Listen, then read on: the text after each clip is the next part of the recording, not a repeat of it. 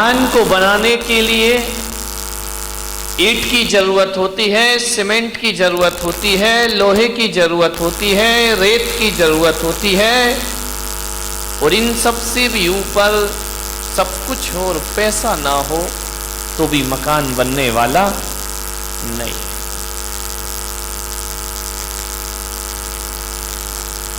एक होता है मकान और एक होता है घर। मकान बनाने के लिए ईंट पत्थरों की जरूरत है, पैसों की जरूरत है, लेकिन घर बसाने के लिए ईंट पत्थरों की जरूरत नहीं, वहां पैसों की जरूरत नहीं। घर बसाने के लिए तो रिश्तों की जरूरत है और प्रेम की जरूरत हुआ करती है। प्रेम और रिश्तों से, संबंधों से घर बसा करता है, मकान बनाया जाता है, घर बसाया जाता है।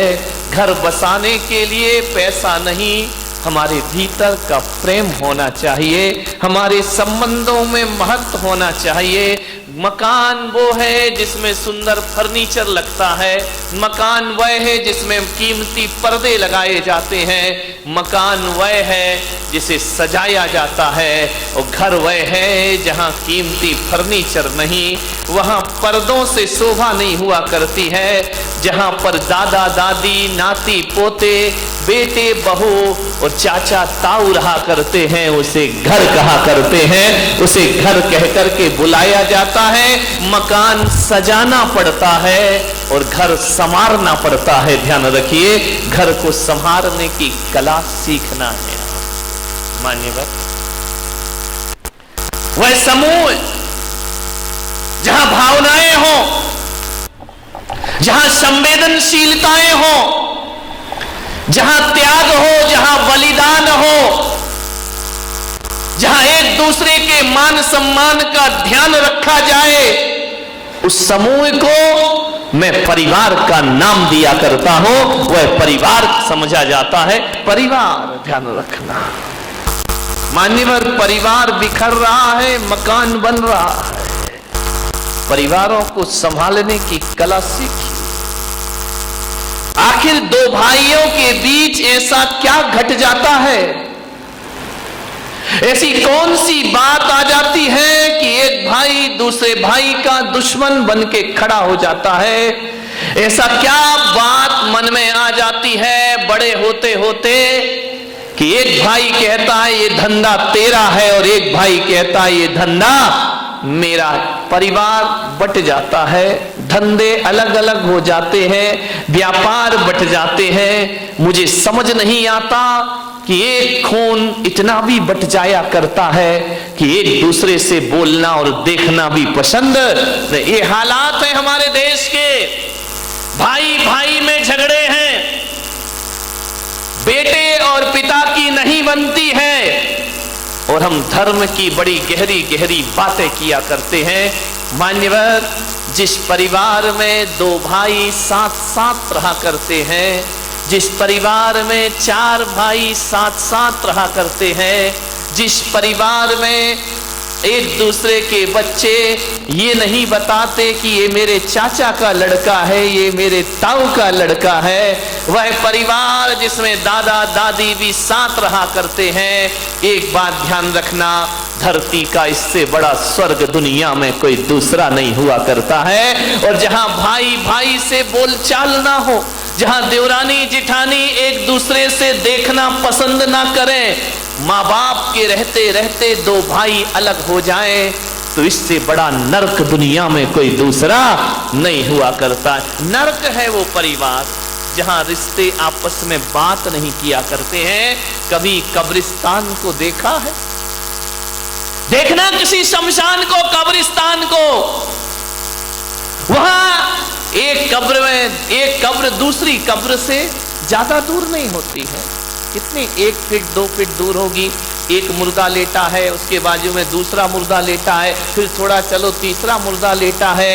हजारों मुर्दे कब्रिस्तान में लेटे होते हैं, लेकिन कभी एक बात ध्यान रखना, ये कब्रिस्तान में लेटे हुए मुर्दे केवल लेटे रहते हैं, एक दूसरे से बात नहीं किया करते हैं, एक दूसरे से संवाद नहीं किया करते हैं, एक दूसरे की तरफ देखा नहीं करते हैं, तो जिस घर में 4 भाई एक दूसरे से बात करने को तैयार ना हो तो वो घर घर नहीं, मेरी नजरों में कब्रिस्तान हुआ करता है। अरे कब्रिस्तान में तो फिर भी ध्यान रखना मुर्दा लेटे होते हैं, लेकिन घरों में यदि बोलचाल नहीं है तो आदमी जीती जागती लाश सा जीवन जिया करता है, जिंदगी उसकी मुर्दों की तरह हुआ करती है। बोलचाल नहीं है, एक दूसरे से बात नहीं करते हैं। मेरे देश की संस्कृति एक कलात्मक इमारतें नहीं हैं, कुतुब मीनार, ताजमहल, अजंता एलोरा की गुफाएं, लाल किला, ये मेरे देश की संस्कृति नहीं है मेरे भाई। यदि ये मेरे देश की संस्कृति हो जाएगी तो मेरा देश तो पत्थरों का देश हो जाएगा, लेकिन भारत पत्थरों का देश नहीं, ये संवेदनाओं का देश है, ये दिलों का देश हुआ करता है। हमारी पहचान क्या है? हमारी पहचान है मेरे देश की धरती सोना उगले उगले हीरे मोती। कौन सा सोना उगलती इस देश की धरती? कौन सा हीरा मोती उगलती है इस देश की धरती? हाँ, इस देश की धरती ने ये कंकड़ पत्थरों के हीरे मोती को महत्व नहीं दिया। मेरे देश की धरती तो ऐसे हीरे उगला करती है, ऐसे मोती उगला करती है, ऐसे जवाहरात इस दुनिया को दिया करती है, जहां एक पिता यदि वचन दे देता है अपनी पत्नी को तो मेरे देश का हीरा 14 वर्ष को वनवास स्वीकार कर लिया करता है। एक माँ पिता के वचनों को ये हीरे हैं, ये कंकड़ पत्थर वाले हीरे मोती नहीं है। ध्यान रखना, असली हीरा वो जो पिता के वचनों की खातिर 14 वर्ष का वनवास स्वीकार कर लिया करता है। मान्यवर, दशरथ ने वचन दिए थे रानी कैकेयी को। विचार करिए आप, उसकी जगह आज का बेटा होता तो कहता कि आपने अपनी पत्नी को वचन दिया है, उसे मैं क्यों भोगूं, मैं क्यों वनवास जाऊं, मैं क्यों जंगल जाऊं। आप पत्नी के प्रेम में पत्नी को वचन दे गए तो बेटा वनवास जाएगा। और वो भी ध्यान रखना, कितना महान हीरे मोती थे वो, जिन्होंने ये भी नहीं कहा कि कौन सा तुमने हमारी सगी मां को वचन दिया है, अरे सौतेली मां को वचन दिया है, उसे निभाने हम क्यों जाएंगे, हम क्यों तुम्हारे नहीं कहा। असली हीरे मोती ये हैं हमारे देश के, ध्यान रखिए। चल दिए राम लक्ष्मण वन की ओर बिना कोई प्रश्न किए। मान्यवर, धन दौलत से परिवार नहीं चलता, भाईचारे से परिवार चला करता है। ध्यान रखिए, भाईचारा होना चाहिए हमारे। देखो, ताली बजाना है तो ढंग से बजाए, नहीं बजाना तो मत बजाओ। अब बजा भी रहे हो, आलस भी आ रहा है, जरा अच्छी बात लगे, दिल को छुए तो बजाइए, नहीं तो कोई जरूरी नहीं है। ध्यान रखिए मान्यवर, विचार करना है कैसे कैसे भाई हमारे देश में हुए हैं। ये परिवार यदि चलेगा तो भाईचारे से चलेगा, अनुशासन से परिवार नहीं चलता है। प्रेम अनुशासन से परिवार चला करता है। अनुशासन में भी प्रेम होना चाहिए, डांट में भी प्रेम होना चाहिए। ध्यान रखिए, यदि प्रेम को खत्म कर दिया तो जिंदगी बड़ी बोझिल हो जाएगी। अनुशासन में भी प्रेम जोड़ दिया जाए तो अनुशासन अनुशासन नहीं बल्कि प्रेम अनुशासन बनकर के खड़ा हो जाया करता। मान्यवर, आपसे निवेदन है, यदि 2 भाई अलग अलग हो जाएंगे, माता पिता से अलग रहोगे, तो एक बात बताओ बारामती वालों, कि तुम पर अंकुश कौन लगाएगा?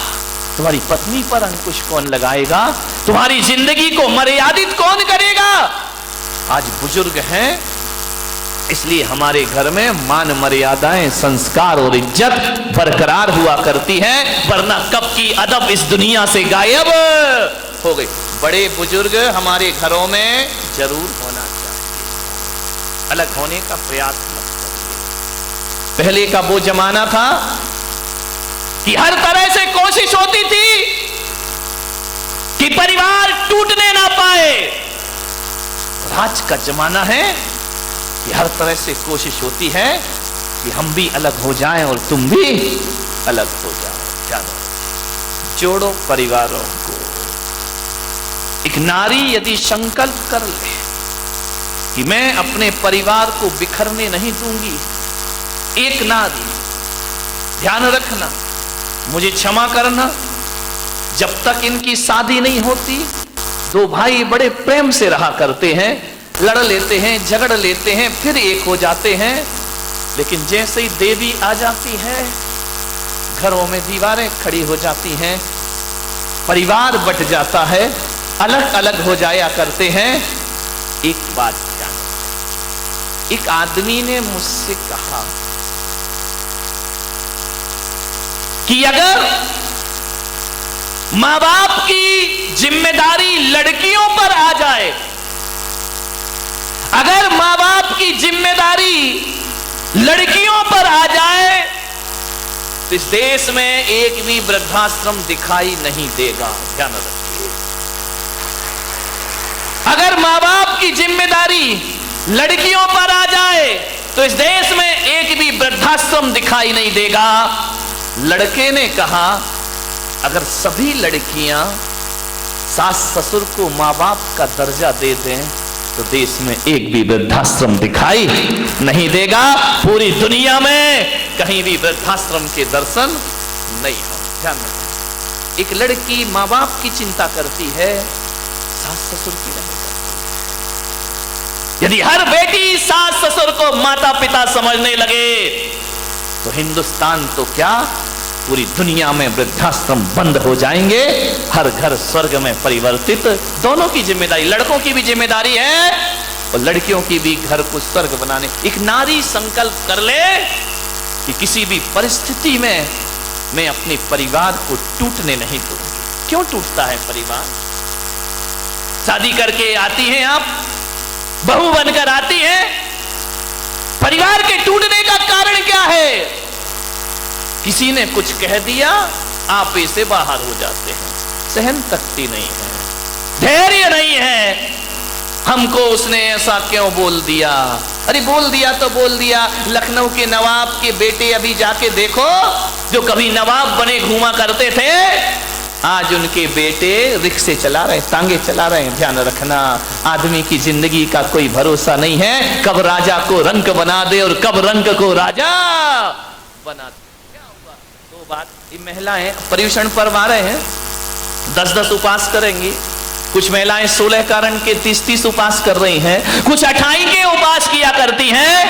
10-10 उपवास कर लेती हो आप लोग। आपसे बड़ा निवेदन है मेरा, बड़ी विनम्रता के साथ, 10-10 उपवास में आप भूख सहन कर लेती हो, प्यास सहन कर लेती हो कि नहीं? भूख प्यास सहन कर लिया तो आपका उपवास हो गया। लेकिन मेरा आपसे निवेदन है, भूख सहन ना हो तो कोई चिंता की बात नहीं है, प्यास सहन ना हो तो कोई चिंता की बात नहीं है।